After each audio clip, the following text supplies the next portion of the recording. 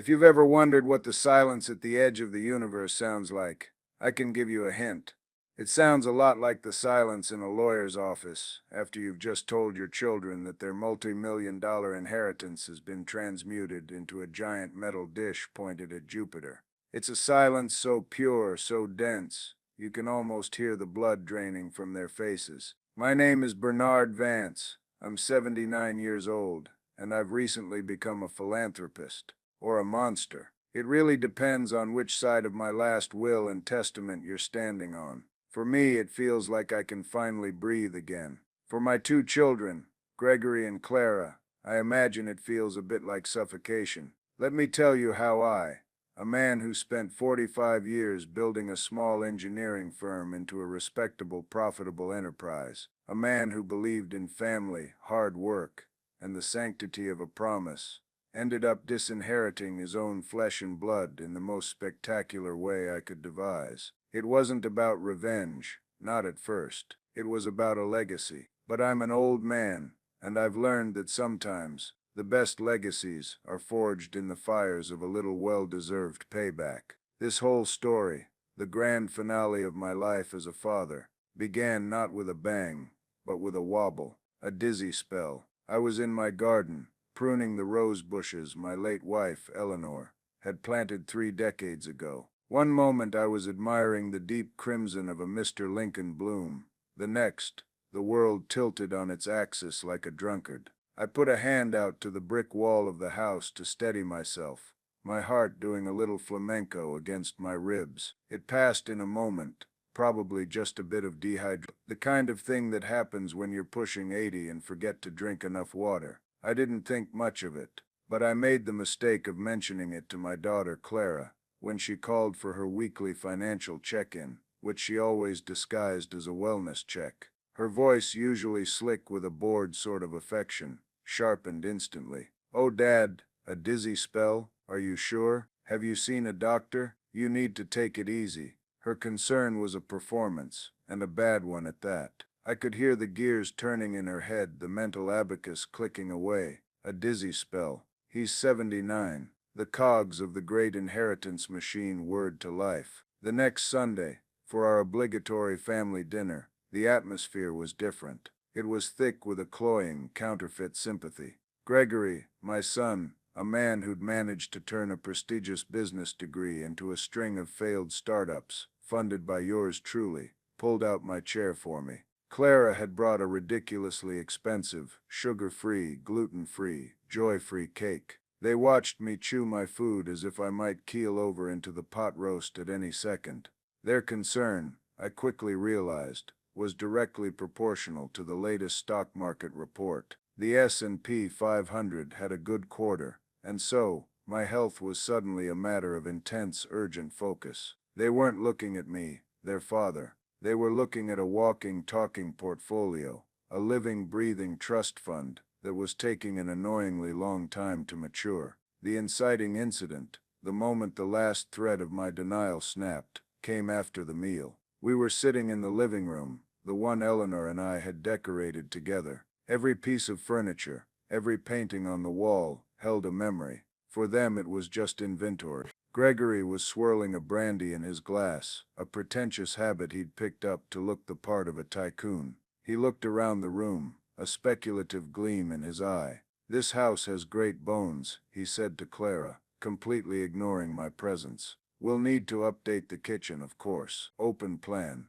And that wallpaper has to go." Clara, scrolling through something on her phone, didn't even look up. "I was thinking a full renovation. We could probably flip it for a huge profit. Or, I could take it. You can have the place in the mountains. We'll have to see what the final numbers on the stock portfolio look like." She glanced at me then, a quick, assessing look, the kind a butcher gives a prize hog. She offered a thin smile. "We'll take good care of everything, Dad. You don't need to worry about a thing." A cold, heavy calm settled over me. It was the calm of the deep ocean, the pressure immense, the light gone. They were carving up my life while I was still living it. They weren't vultures circling a carcass. They were chefs discussing the preparation of a lobster that was still waving its antennae from the tank. The sheer, unadulterated arrogance of it. They believed it was their birthright. The fruit of my life's labor was a debt owed to them for the simple act of being born.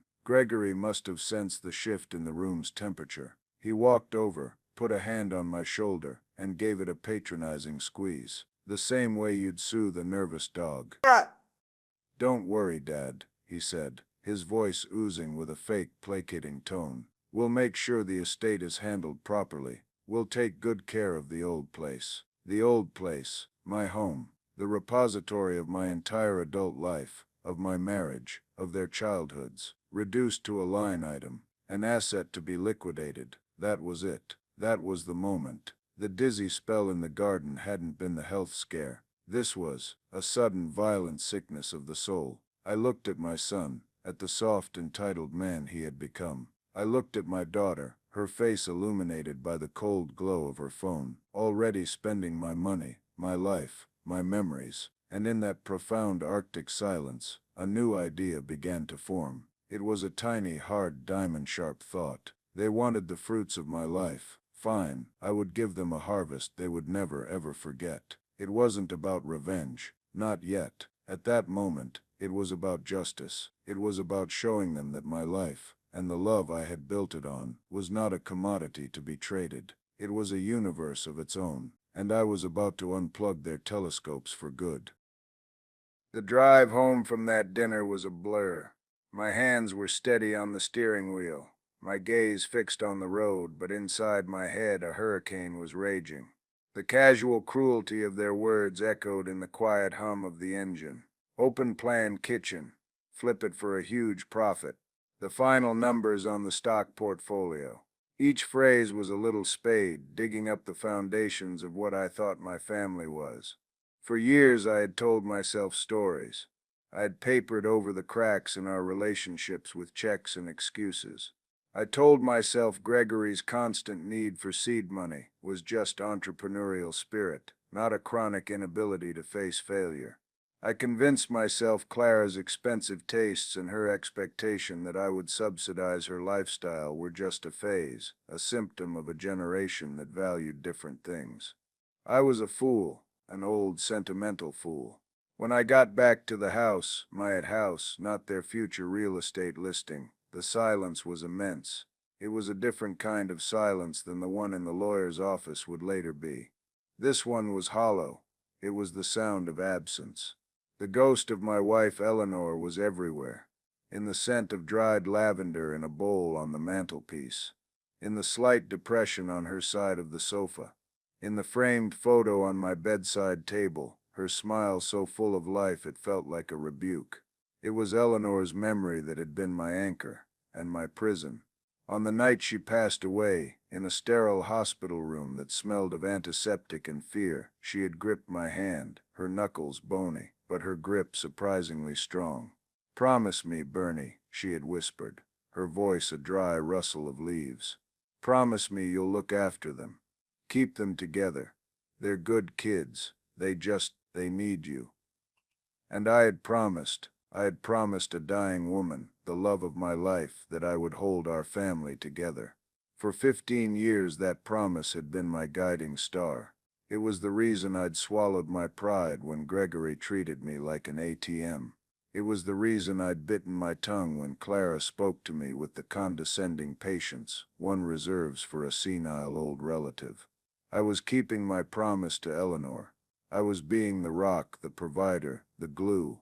But sitting there, in the echoing silence of my home, I finally understood.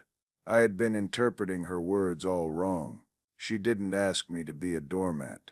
She didn't ask me to finance their sense of entitlement. She asked me to look after them. And what I had been doing wasn't looking after them. It was enabling them. I was feeding a sickness. Their greed was a cancer, and my money was the blood supply. By shielding them from every consequence, by paving their road with my life savings, I hadn't helped them grow. I had stunted them. They were nearly 50 years old, but in all the ways that mattered, they were still petulant, grasping children. The dam of my long-held restraint finally broke. I leaned my head back against the worn leather of my armchair and let the full weight of it wash over me. The years of quiet indignities, of overlooked birthdays, of conversations where their eyes glazed over the second I stopped talking about the market.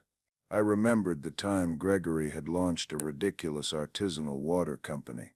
He'd needed $100,000 for bottling equipment. I gave it to him, against my better judgment. The venture failed in 6 months. When I asked what had happened to the money, he'd shrugged. Bad timing, Dad. The market wasn't ready, no apology. No thanks for the life-altering sum I'd just handed him. Just an excuse and a handout for the next sure thing. I recalled Clara's 40th birthday. I had spent a month restoring a beautiful antique writing desk that had belonged to Eleanor. I sanded it, stained it, polished the brass fittings until they gleamed. I thought it would mean something to her.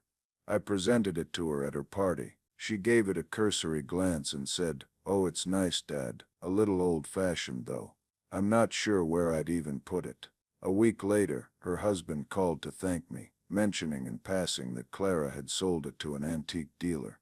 She'd used the money to buy a designer handbag. She never mentioned it again. She had sold a piece of her mother's soul for a fashion accessory. Each memory was a fresh cut. I wasn't just angry anymore. I was cold. A deep, glacial coldness was spreading through my veins. It was the coldness of resolve. The promise to Eleanor wasn't broken. It was being reforged. Looking after them now meant cutting off the poison. It meant forcing them, finally, to stand on their own 2 feet, even if they stumbled and fell. It was almost 2 in the morning when I picked up the phone. I didn't call my lawyer.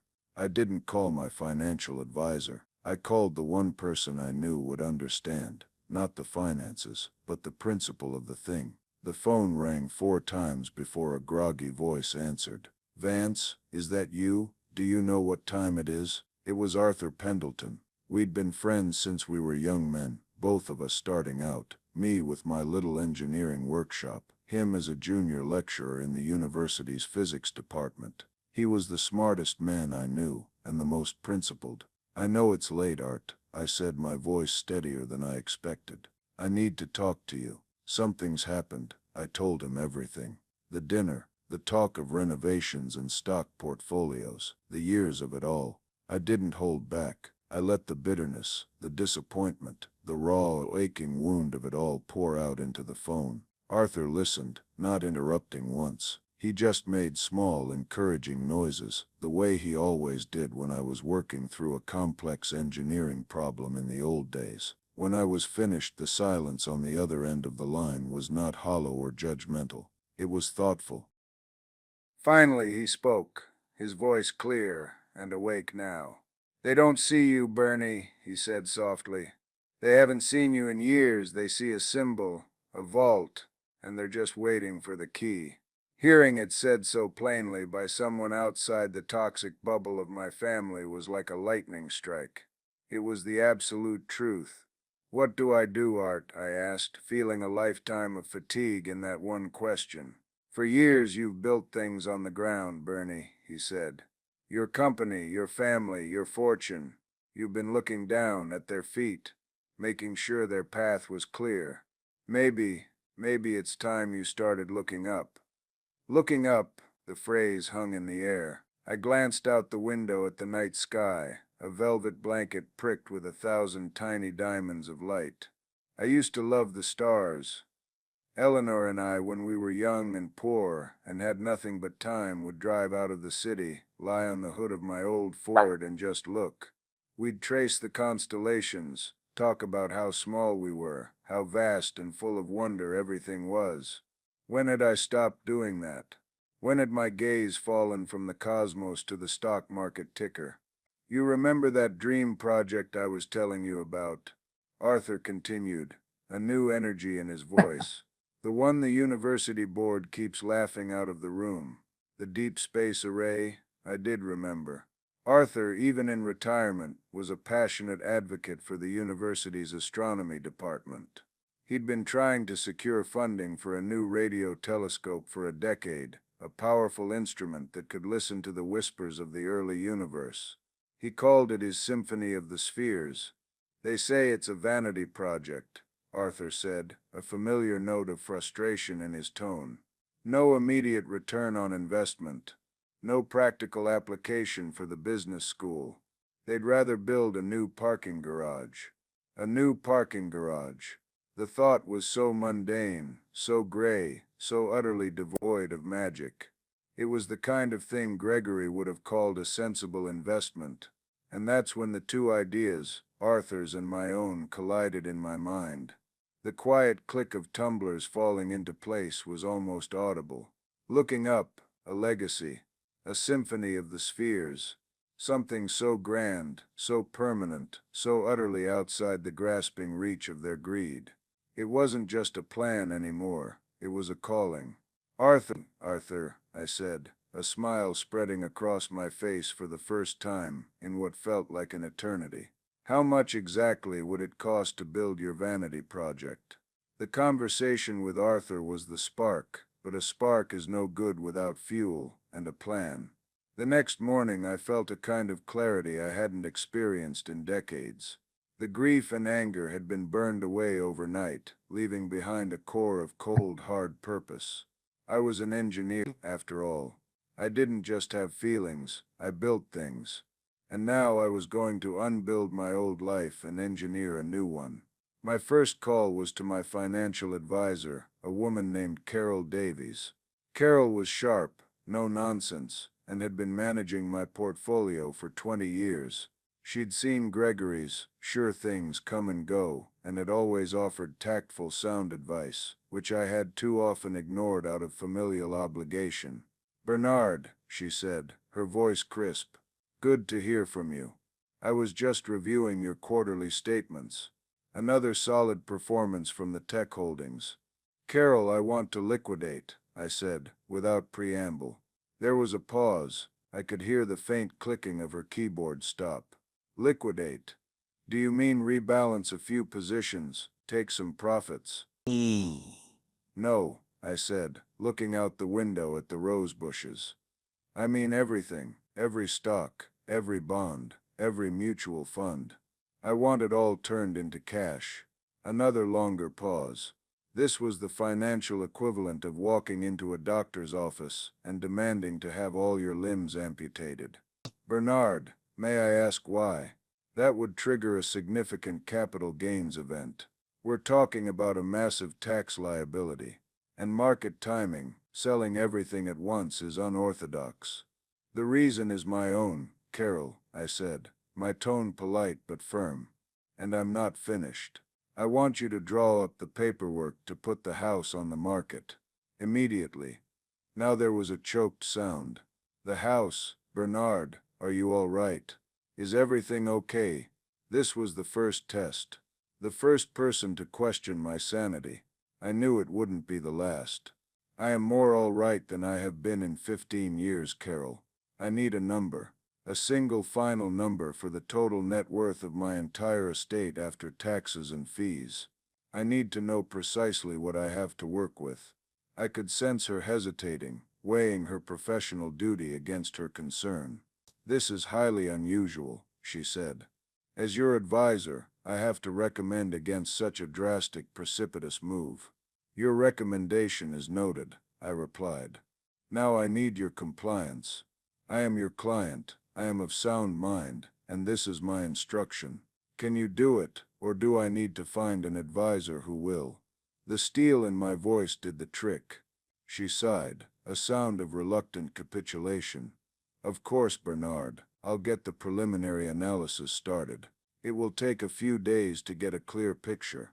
"Thank you, Carol," I said. "And one more thing, from this moment on you are not to discuss my finances with anyone. Not my son, not my daughter. If they call, you are to tell them you are bound by client confidentiality. Is that understood?" "Perfectly," she said, her voice now back to its professional clip. The wall was being built, brick by brick. My next meeting was with my lawyer, a man named Samuel Finch. Sam was an old-school attorney, a man whose office was paneled in dark wood and smelled of old books and integrity. He'd handled my will, the original will, the one that split everything neatly down the middle for Gregory and Clara. I sat in one of his leather chairs, the same one I'd sat in a decade ago to sign that fateful document, and I laid out the new plan. I didn't tell him about the dinner or the reasons, I just told him what I wanted to do. I want to create an irrevocable charitable trust, I explained. The sole beneficiary will be the physics and astronomy department of the local university. Sam Finch steepled his fingers, his bushy gray eyebrows rising almost to his hairline. He was a harder nut to crack than Carol. He'd known my family for years. An irrevocable trust, Bernard, he said slowly. Once you put assets into that trust, they are no longer yours. You can't change your mind. You can't take them back. It is, for all intents and purposes, a permanent gift. I am aware, I said. That's the point. And your children? The current will. The current will is to be revoked.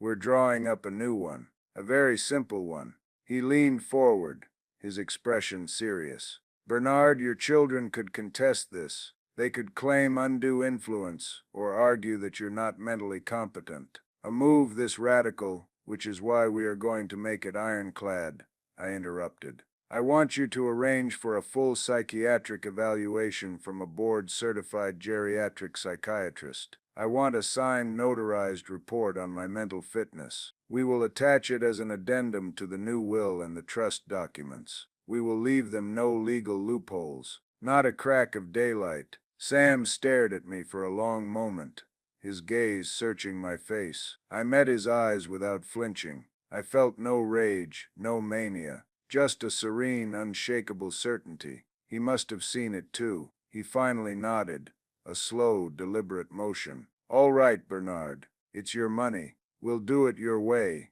But this will be a complex and lengthy process. Establishing the trust, the legal framework for the grant, the liquidation of the house. It will take months. I have nothing but time, I said. The next few weeks were a flurry of quiet activity. I met with the psychiatrist, a surprisingly pleasant woman, who asked me a lot of questions about my past, my present, my understanding of my own finances. We talked for hours. I was honest. I didn't paint myself as a saint or my children as demons. I just laid out the facts of my life. The result was a 20-page report that concluded, in no uncertain terms, that I was highly competent, with a clear and rational understanding of his actions and their consequences. It was my shield. Meanwhile, Arthur was my secret co-conspirator, my voice of reason. We met for coffee every Tuesday. He was giddy with a kind of hope he thought he'd lost.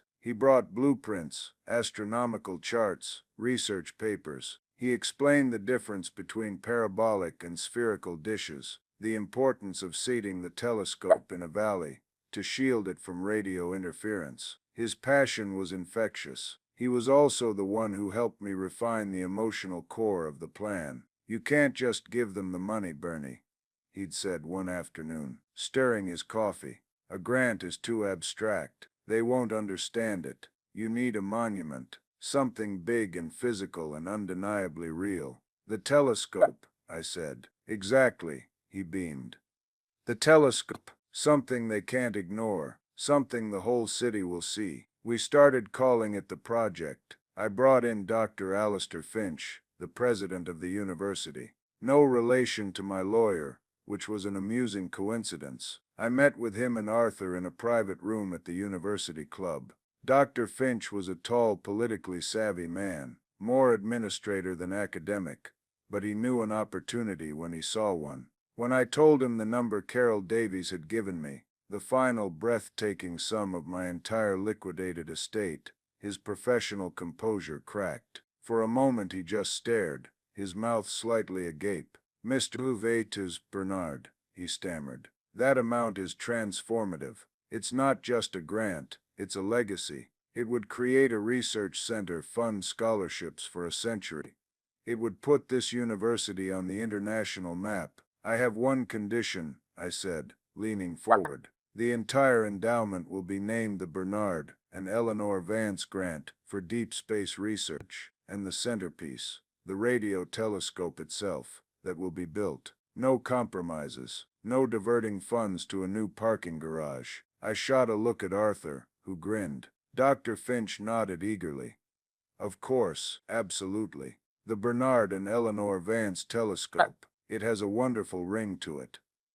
No, I said softly. The naming rights for the telescope itself are reserved. They both looked at me, confused. I am leaving one thing, and one thing only, to my children in my will, I explained. I am leaving them the exclusive legal right to name the telescope. Arthur's jaw dropped. He got it immediately. The beautiful, poetic, vicious genius of it. Dr. Finch just looked bewildered. You're giving them the naming rights? He asked. That's all they're getting, I confirmed. They can call it whatever they want. They can name it after themselves. They can name it after their favorite dog. They can call it the giant ear of regrets, for all I care. But the name they choose will be etched onto a very large plaque at the base of a very large monument to their own greed. A monument they paid for. Arthur started to laugh. It was a deep, rumbling belly laugh of pure, unadulterated joy. Oh, Bernie, he choked out,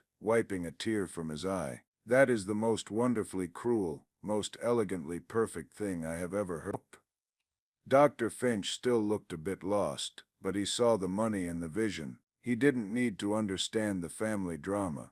He just needed to cash the check. The plan was complete. The legal walls were built. The psychiatric evaluation was my fortress, and the purpose was clear. All that was left was to light the fuse and stand back. The first visible sign, the first puff of smoke on the horizon, was the for sale sign that went up on my front lawn.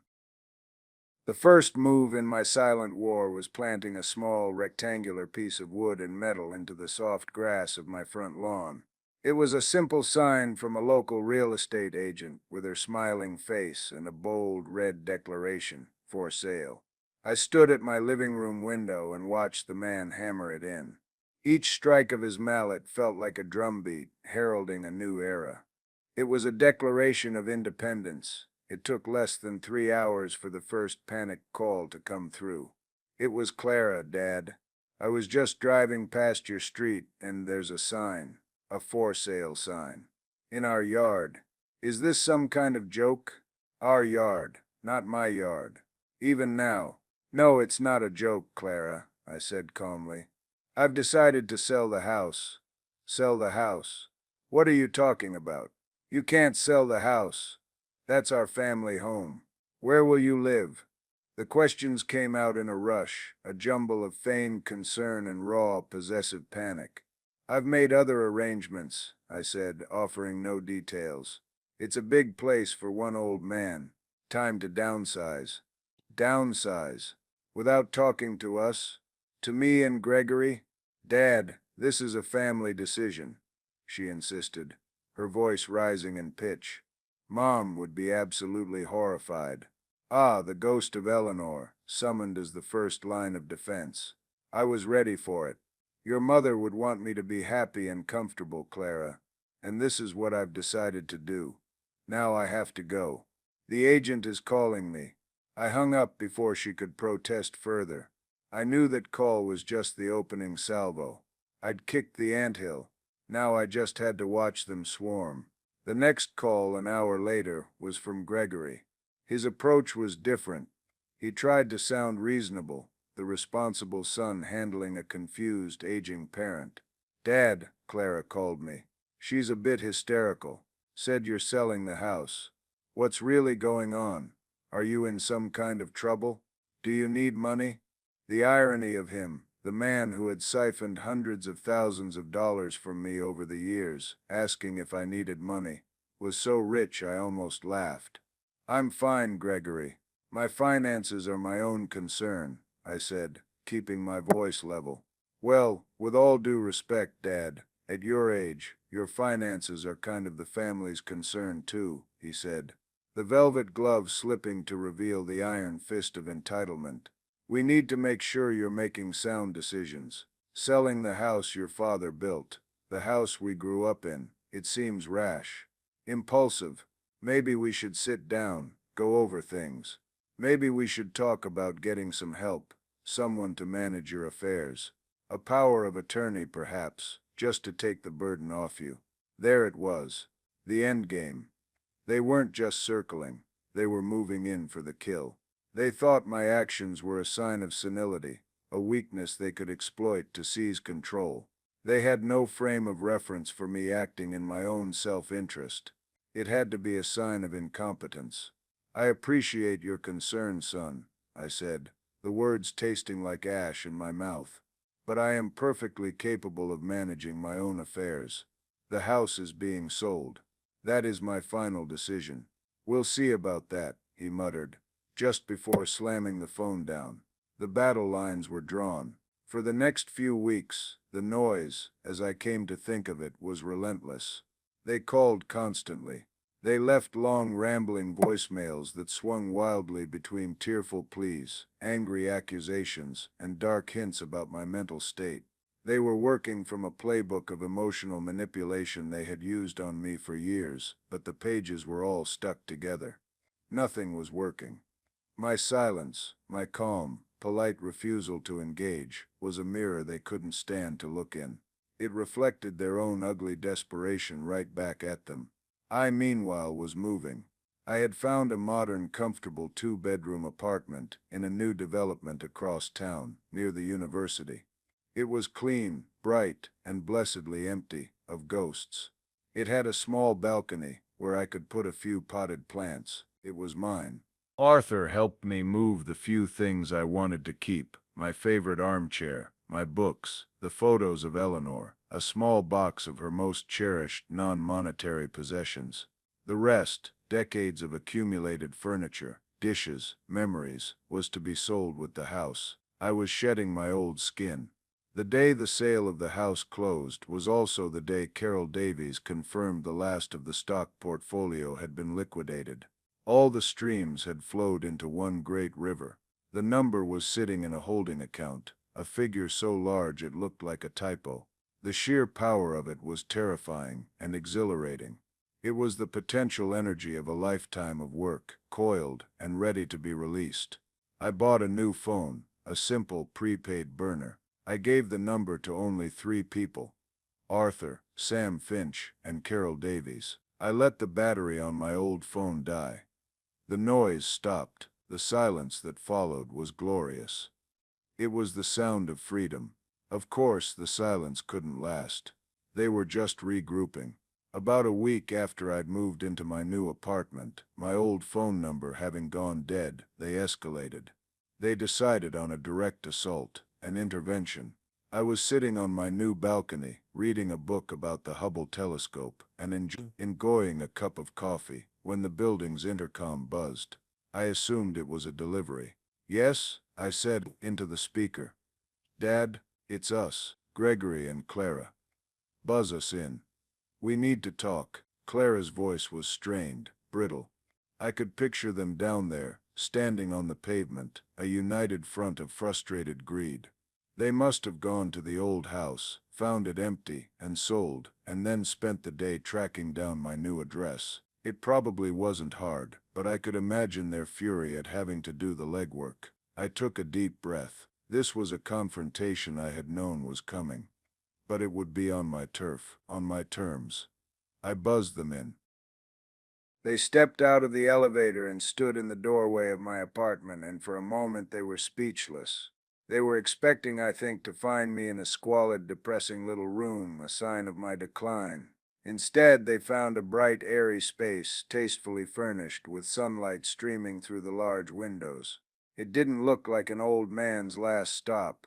It looked like a new beginning. The sight of it clearly threw them off their script. "What is this?" Gregory asked, gesturing around the room with a sweep of his hand as if the apartment itself were an insult. "What did you do with all of Mom's things?" "The furniture?" "The furniture was part of the house sale," I said simply, gesturing for them to come in. They hesitated, as if crossing the threshold was a concession. "It was all just stuff, Gregory."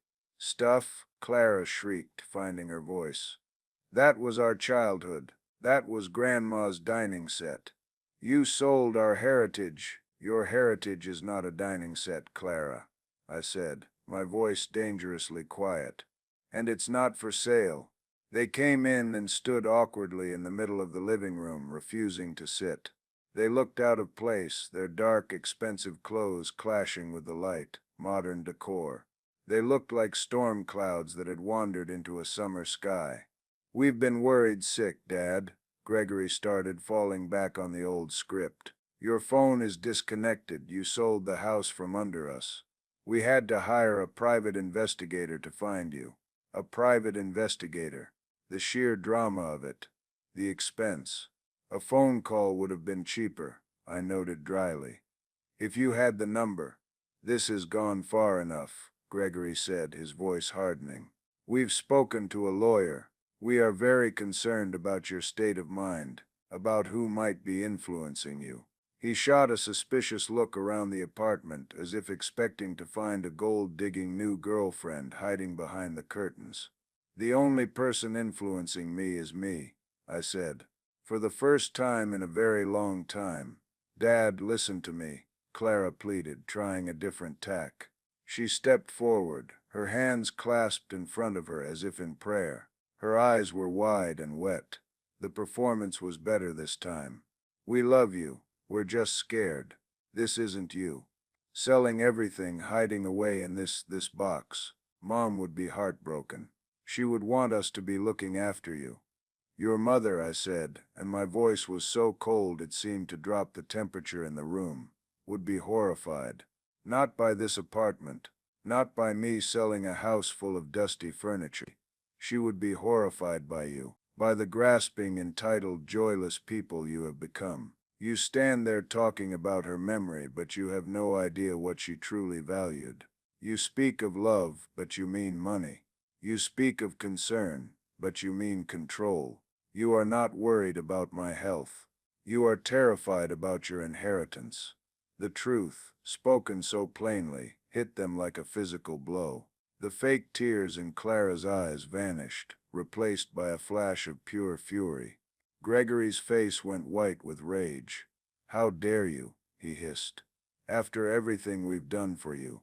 The weekly dinners, the phone calls to check if I was still breathing. I finished for him. The dinners where you planned the carve-up of my assets over dessert. Don't insult my intelligence, son. You haven't seen me as your father in years. I'm a balance sheet. A walking, talking bank account you've been waiting to cash out. Well, I'm here to tell you that the bank is closed. You can't do this," Clara whispered, her voice trembling with a rage that was far more honest than her tears. "We won't let you. We'll have you declared incompetent. We'll take control of your assets for your own good." I smiled, a thin, cold, tired smile. "You can try," I said. "You can certainly hire a lawyer and try. But you will find that I am, according to a very thorough and very recent psychiatric evaluation, perfectly, legally, and demonstrably sane. You will find that my financial affairs are in impeccable order, and you will find that you have absolutely no power here. None at all." I walked over to the door and opened it. "This meeting is over. It's time for you to leave." They just stood there for a moment, stunned into silence by the complete reversal of power. They had come here for an intervention to reassert their control over the doddering old fool. They had walked into the headquarters of a man who had already won a war they hadn't even known he was fighting. Gregory took a step toward me, his face contorted in a mask of disbelief and fury. "You will regret this, old man," he spat. "No, son," I said, looking him straight in the eye. "You will. You just don't know it yet." They left. Sound of the door closing behind them was the most satisfying sound I had ever heard. The power hadn't just shifted, it had been reclaimed, and the final act was about to begin. The weeks following the disastrous intervention were marked by a profound and telling silence. The angry phone calls and manipulative texts had ceased. My old phone remained dead, in a drawer, a relic from a past life. The burner phone in my pocket remained quiet. This wasn't the silence of peace, however. It was the silence of strategy. I knew they were consulting lawyers, trying to find a crack in my defenses. I could picture them in some stuffy legal office, recounting my erratic behavior, selling my house, moving to an apartment, refusing to speak with them, while their lawyer listened patiently before explaining the simple, infuriating truth. A competent man can do as he wishes with his own property. Their powerlessness must have been a terrifying new sensation for them. For their entire adult lives, they had held the ultimate leverage over me. My love for them, my sense of familial duty, and my promise to Eleanor. They had pushed and prodded at those emotional pressure points for years, always getting the result they wanted. Now they were pushing against solid rock. Their old keys no longer fit the locks. During this lull, my own plans moved forward with the quiet, inexorable force of a glacier. With the help of Sam Finch and Carol Davies, the final legal and financial architecture of my grand project was put into place. The Bernard and Eleanor Vance grant for deep space research was no longer an idea, it was a legally incorporated entity. The massive sum from my liquidated estate was transferred into the irrevocable trust, a dragon's hoard of wealth now guarded by the full might of contract law. Arthur and I met with Dr. Finch and the university's engineering team. We reviewed architectural drawings for the telescope array. They had found the perfect location, a secluded valley about 30 miles outside the city, naturally shielded from radio noise by a ring of hills. Seeing the plans, the detailed schematics of the massive gleaming dish made it all feel real. This wasn't just an act of disinheritance anymore, it was an act of creation. We were building a cathedral to wonder. Finally, the day came. All the documents were signed, all the transfers were complete. The thing was done. Sam Finch, my lawyer, suggested the final step. "It's time to inform them, Bernard," he said, looking over his spectacles at me. "It's better they hear it from us in a formal setting than find out through gossip or a university press release. It gives us control of the narrative." He was right. I wanted to see their faces. I needed that closure. So Sam drafted a letter on his official heavyweight legal letterhead. It was a masterpiece of neutral corporate language. It requested the presence of Mr. Gregory Vance and Miss Clara Vance Hastings at the offices of Finch, Abernathy, and Finch for a formal meeting regarding an update to the estate planning of their father, Mr. Bernard Vance. We sent it via certified mail. They would see the name of the law firm and the formal language and assume the best, or what they considered the best. They would think their legal threats had worked. They would assume I had been forced to the table, or had come to my senses, and was ready to negotiate the terms of their inheritance. They would walk into that office swelling with smug, triumphant victory. The day of the meeting I felt a strange sense of peace. I wore a simple suit, one I hadn't worn in years. I felt like myself again, Bernard Vance, the engineer, the builder, not just Dad, the walking wallet. Arthur insisted on driving me. He was as excited as a boy on Christmas morning. "This is better than the opening night at the opera," he chuckled, as we pulled up to Sam's office building. "Break a leg, Bernie. Or better yet, break their spirit." I walked into the conference room and sat at the head of the long, polished mahogany table. Sam was to my right. To my left sat Dr. Alistair Finch, the university president, looking distinguished and radiating an air of academic gravity. He was our karmic agent, the unwitting bearer of the final crushing truth. Gregory and Clara arrived precisely on time. They walked in with an air of unearned confidence, their faces set in grimly satisfied expressions. They saw me at the head of the table, and their expressions tightened. They saw the unfamiliar man, Dr. Finch, and exchanged a confused glance. They took their seats opposite us, a tangible sense of entitlement radiating from them like heat. "Good morning," Sam Finch began, his voice calm and professional. "Thank you for coming.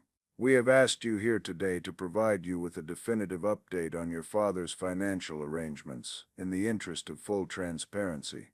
Gregory leaned forward, a predatory smile playing on his lips. "It's about time," he said. "We were beginning to think we'd have to pursue a court order." I remained silent, letting Sam conduct the proceedings. "There will be no need for that," Sam said smoothly. He slid two slim folders across the table, one in front of Gregory, one in front of Clara.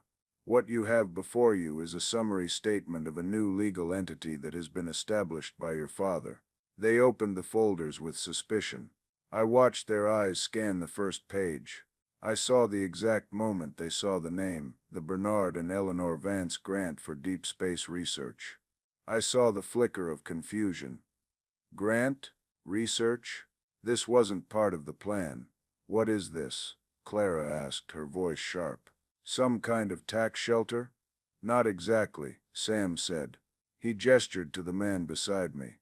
"This is Dr. Alistair Finch, the president of Northgate University. Perhaps he can explain." Dr. Finch cleared his throat and leaned into the microphone on the table. "Mr. Vance, Miss Vance Hastings," he began, his voice resonant and full of a genuine academic excitement that was utterly lost on them. "Your father has made a gesture of philanthropy so significant, so visionary, that it will redefine the future of our university, and indeed our contribution to the field of astrophysics for the next century." He spoke for several minutes about the grant, about the scholarships it would fund for underprivileged students, about the new research center, about the incredible opportunity it represented. He was passionate, eloquent, and as he spoke I watched the color drain from my children's faces. The confusion was curdling into a horrified understanding. "The total endowment from your father," Dr. Finch said, reaching his grand conclusion, "amounts to a sum of," and he named the number. The full, breathtaking, 8-figure number that represented the entirety of my life's work. The silence that followed was absolute. It was the sound of two lives, two futures built on a foundation of greedy expectation, imploding. Gregory's mouth was hanging open. He looked as if he'd been physically struck. Clara was staring at the number on the page, her knuckles white as she gripped the folder.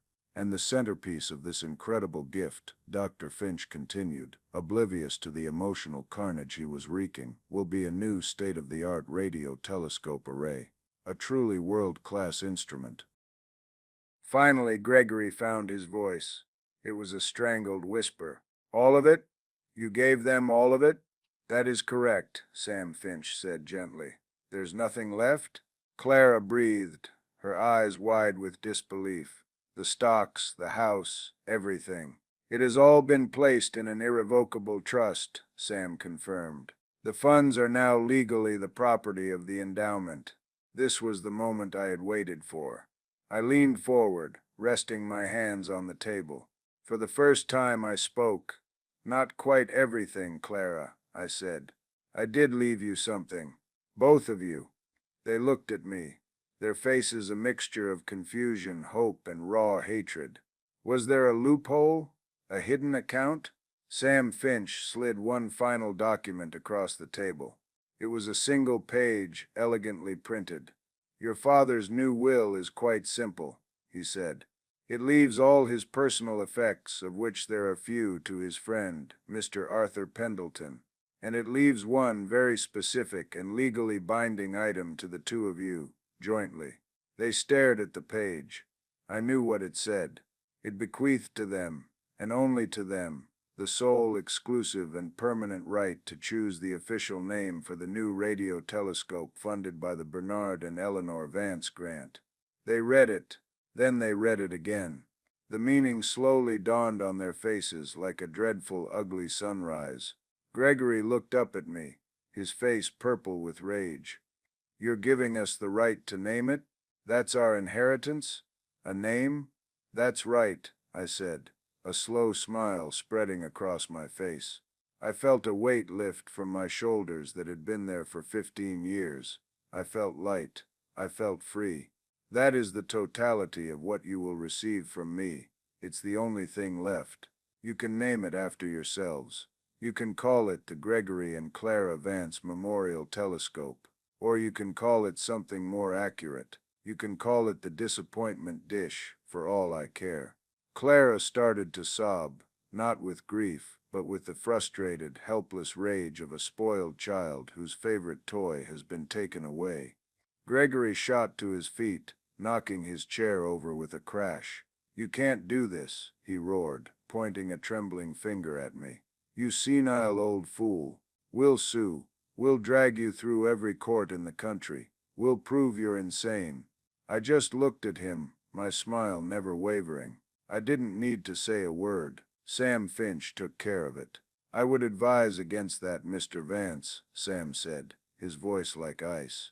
"We have a 20-page psychiatric evaluation, signed by one of the top doctors in the field, confirming your father's complete mental competence. We have months of documented, rational planning. We have the full backing of a major university. Your case would be laughed out of court, and it would cost you a fortune you no longer have access to. The trust is irrevocable. The will is ironclad. It is over. It was over." The word hung in the air, final and absolute. Gregory stood there, sputtering, his fury rendered impotent. Clara was bent over the table, her shoulders shaking.